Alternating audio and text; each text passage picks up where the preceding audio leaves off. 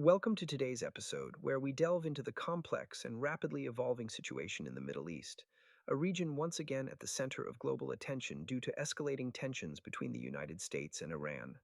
As this conflict enters its fourth week, the deployment of an additional 2,200 Marines and thousands of sailors aboard three Navy warships signals an intensification of U.S. military presence in the region. This move comes amidst a backdrop of heightened hostilities and strategic maneuvering that has far reaching implications for global security and economic stability. The conflict began with joint U.S. and Israeli offensives targeting critical Iranian military and energy infrastructure. One of the most significant strikes was Israel's bombing of the South Pars natural gas field, a key energy asset. In response, Iran has enacted a blockade on the Strait of Hormuz, a narrow but vital waterway through which approximately 20% of the world's oil supply is transported. The closure of this strait has already caused oil prices to surge, sending shockwaves through energy markets worldwide and highlighting the geopolitical importance of this maritime chokepoint. President Trump has publicly declared a military victory over Iran, asserting that significant portions of Iran's military capabilities have been neutralized. However, Iran's continued retaliatory strikes, including the reported downing of a U.S. F-35 stealth fighter jet, challenge this narrative. This incident not only represents a significant loss for American air superiority, but also underscores vulnerabilities in technology, long regarded as state-of-the-art. The possibility of a U.S. ground operation inside Iran looms large, with President Trump reportedly considering options to forcibly reopen the Strait of Hormuz.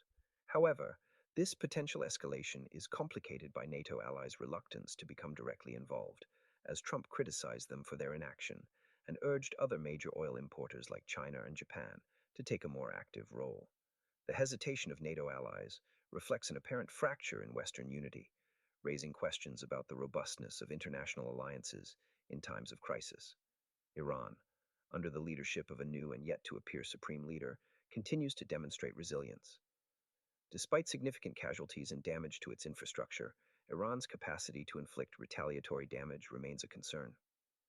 With over 1,300 civilian deaths reported and strategic strikes impacting global helium exports from Qatar, the humanitarian implications are profound, exacerbating regional instability and suffering. Domestically, the situation is equally fraught. Public opinion in the United States appears largely opposed to the idea of deploying ground troops, as recent polling suggests widespread wariness towards another prolonged military engagement in the Middle East. Meanwhile, U.S. officials warn of heightened domestic threats, including potential terrorist attacks and drone swarms targeting critical military installations. The economic stakes of this conflict are immense. Should the Strait of Hormuz remain closed, oil prices could climb to unprecedented levels, exceeding $150 or even $200 per barrel. Such a scenario would have devastating effects on global economies, triggering inflationary pressures and impacting everything from transportation costs to consumer goods prices across continents. In an effort to alleviate the economic pressure, the U.S. Treasury has considered lifting sanctions on Iranian oil. However, this strategy assumes a level of control over the situation that is far from guaranteed, especially given Iran's demonstrated ability to rebound from military setbacks and maintain a degree of strategic leverage. The broader implications of this conflict are profound and multifaceted.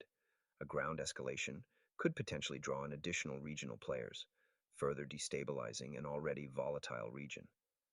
The risk of heightened terrorism across the globe, particularly targeting Jewish communities and critical infrastructure, cannot be overlooked.